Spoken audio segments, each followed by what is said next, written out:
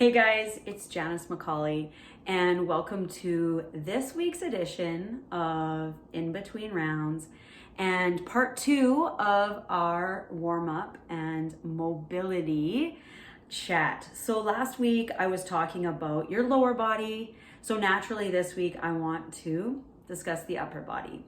Now, even on those days you're doing your upper body workouts, I still think it's very important to elevate your heart rate and get everything warm and moving before you move into your warm-up and mobility exercises.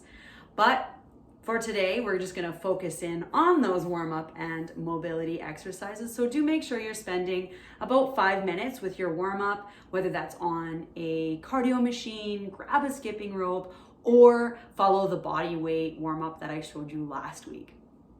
Today, I'm gonna go through my favorite upper body warm-up and mobility exercises to do before your upper body workouts.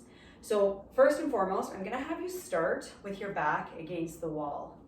You wanna make sure that you can get that back against the wall. You're gonna extend your arms overhead. This is called a wall slide.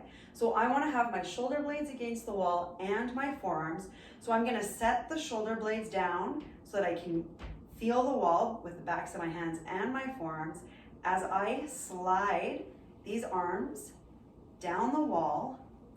I'm gonna keep that contact with my hands and my forearms, keep my shoulder blades against the wall. I'm actually activating those muscles in between my shoulder blades, and then I'm going to extend them back up, full extension overhead, keeping my forearms on the wall. So you're gonna do about 10 of these wall slides, and you're probably gonna need to start real slow to make sure that your elbow isn't coming off, that your forearms aren't coming off, and make sure you work within your range in the beginning because you may not get to full extension or all the way down, and that's gonna be determined by your current range of motion in the shoulder. We're doing this because also over time it will improve. Next up, you're gonna grab a band. I love to use these super bands. You can use any resistance band, but I do suggest you stay on the light side. Lighter is actually better because this isn't our working set. We're not trying to kill ourselves with this. This is warm up, this is mobility, this is activating the muscles that we need to use for our workout. So I'm going to grab the band right in front of my chest. This is called a pull apart. So both hands are straight out in front, my elbows are straight. I'm gonna focus on my posture and I'm gonna pull this band apart until it touches my chest. So make sure that you're bringing that band all the way to your chest. I'm squeezing the shoulder blades and then returning to that position, keeping my elbows straight, and of course, making sure I'm thinking about that posture. So I've got my chest lifted, abs are turned on, and I'm standing tall. For this one, do about 10 to 20 of these. Then you're gonna move to the pass through. Now this is something I like to do this with a band, but you can definitely do this with any type of stick or PVC pipe. So why I like the band is you get a little added resistance and you get a little bit of play through the range of motion. So we're gonna pass through, meaning we're gonna start with this band in front, elbows stay straight. We're going to bring this band overhead. I'm keeping my elbows straight, but notice I can get a little bit of stretch through the band, which is gonna add a little bit of resistance and activation. So I'm keeping these muscles turned on as I move through this range of motion. So the key here is trying to keep those elbows straight. If you can't keep them straight, just widen the grip. So having the arms a little wider apart will allow you to flow a little bit more freely from the front to back. And for this one, I suggest you do about 10 to 20 of these as well, because this is really gonna articulate that joint and really get things moving. It helps you to open up the chest while bringing a little more blood flow to the tissues in your shoulder. And then from here, move into your rotator cuff. And this is so important. You have to respect your rotator cuff because this is where all the stability from your shoulder starts. So when you are working on your rotator cuff, it's very important that you pin your elbows. So I'm gonna stand here. I've got my elbows at 90 degrees.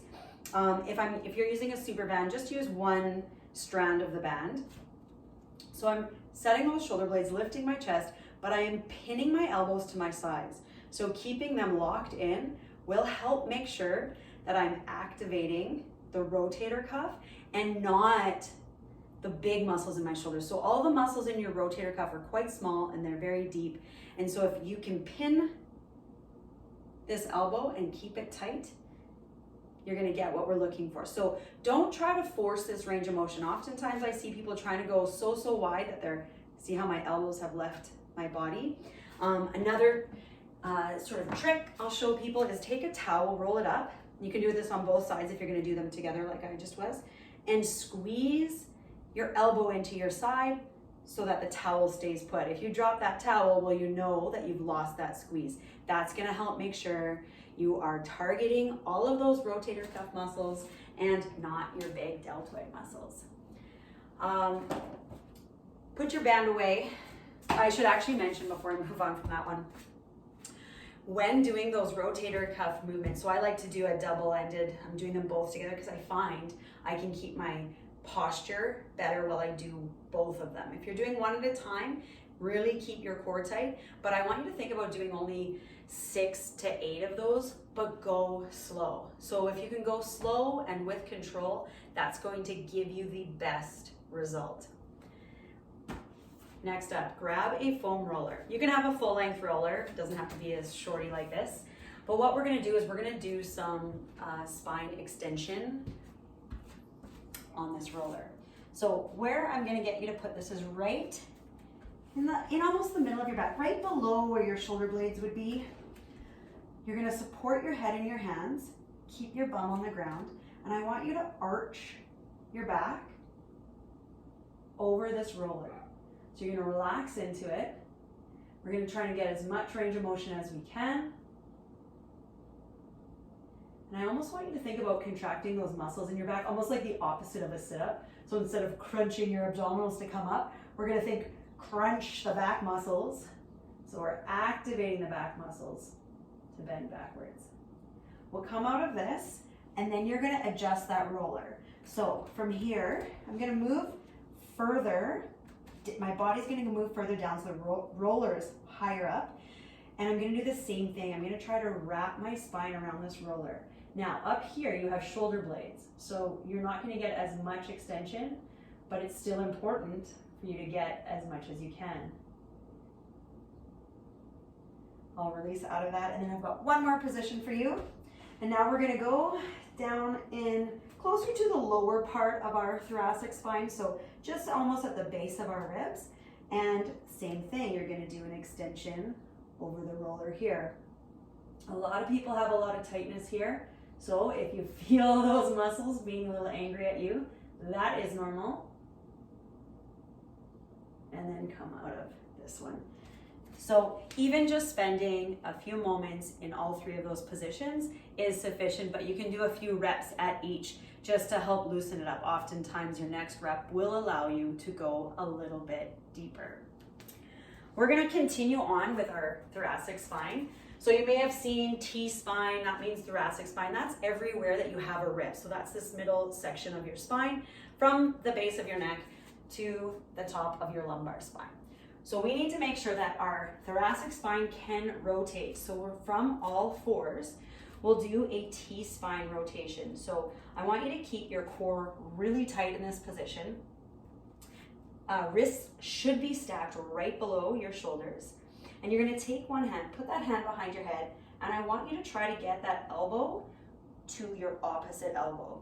And so when you're here, I also want you to think of getting a nice big stretch. I almost like to think of I'm a cat and I'm curling my back just a little bit without shifting my hips. So I'm gonna keep my hips square to the ground, but I'm gonna get a nice big stretch through my back as I go elbow to elbow. Then I'm still gonna try my best to keep weight in both knees so that my hips are fairly square, but then I'm going to rotate through my thoracic spine, so through this middle section as much as I can, trying to get that elbow as high as I can towards the ceiling, and repeat. So it's elbow to elbow, and then elbow to ceiling. elbow to elbow, elbow to ceiling. This is one you'll want to do about 10 reps each side, and then we'll finish with a prone snow angel. So last but not least, you're gonna lay face down, and I want you to think about just extending your arms straight out in front of you. So you're gonna do a back extension, so we're lifting our chest off the ground. So we're getting the muscles in our back to work. And then from here, we're gonna go through a full sort of snow angel, as if you were giving yourself a face wash. Bring those hands into the small of your back, like you're in a handcuff type position. I still have my chest lifted, so I'm still working those back muscles. And then I'm going to circle my arms back and lower, so you can take a little pause here, rest those back muscles, and repeat. So it's up, circle your arms around, tuck them in, and return to that position straight out in front of you, and lower. I would suggest doing about 5 to 10 reps for this snow angel, and that's also going to help continue to get that mobility through your shoulders while activating that posterior chain. So those muscles down your back are going to start to activate, because it's very important that they are also working while you do your workout. That's will help stabilize and keep you limber and strong and lifting those heavy weights. So if you do have any questions, please let me know in the comments below, but I look forward to staying supple with all of you. Have an awesome rest of your day. I will see you on the internet. Take care.